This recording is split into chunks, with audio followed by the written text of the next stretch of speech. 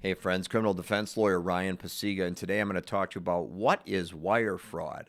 Wire fraud is a federal law. It's called a statute, and that's found at 18 United States Code Section 1343. And the government, in order to charge you with or make you found guilty of wire fraud, has to prove if 3 to 4 different things called elements of a crime. Okay, so the first one is that they're going to allege that you voluntarily and intentionally made up some sort of scheme to defraud another person or business out of money, property, or property rights, or that you participated in that scheme some way.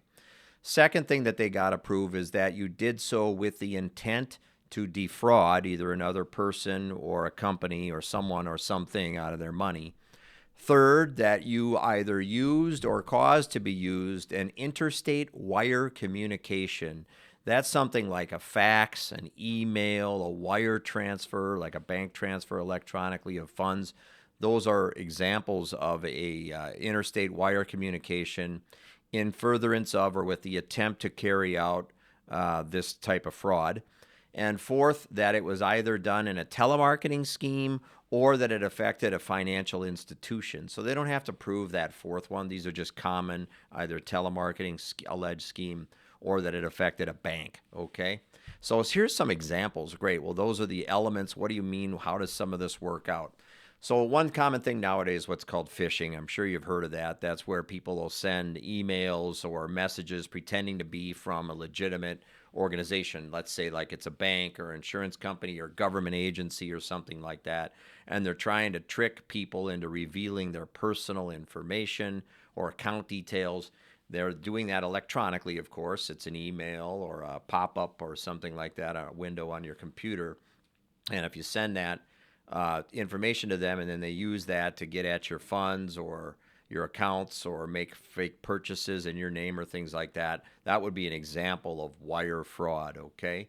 So another one, business email compromises. Those are pretty common nowadays too, where somebody will pretend to be a business and they're asking you to verify again your account information, or that to send them money you owe for an invoice that you didn't pay or something like that. You panic, your account's going to be shut down or something, so you send the information right away, and they get that information through the email or through a computer application from you. Next thing you know, they're getting at your money or accounts. That's wire fraud.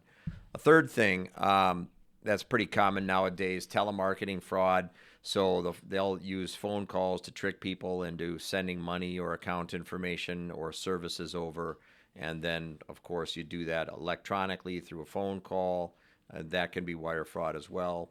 And then, of course, things like fake invoices. So maybe you own a business and you're alleged to have sent a fake invoice to whoever you want to get paid from, whether it's a government program or a private company or whatever. And you send that invoice either for work you never did or for goods you never really sold, or you're making up the amount. So you did 30 hours worth of work on a project, but you bill them for 45. That would be wire fraud because you're billing for more work than was actually done or more services that were actually provided. And then finally, fake insurance claims. A lot of those are done electronically now. So a lot of these things that used to be what's called mail fraud, when more things were put in the mail, nowadays more and more of them are computerized or electronic, faxes, emails, the like, and those sorts of things like that, electronic applications. And that's where something becomes wire fraud instead of mail fraud. If you have any other questions about this law, I'm criminal defense attorney Ryan Pacyga. You can find me at arrestedmn.com or call me at 612 339 5844. Have a great day.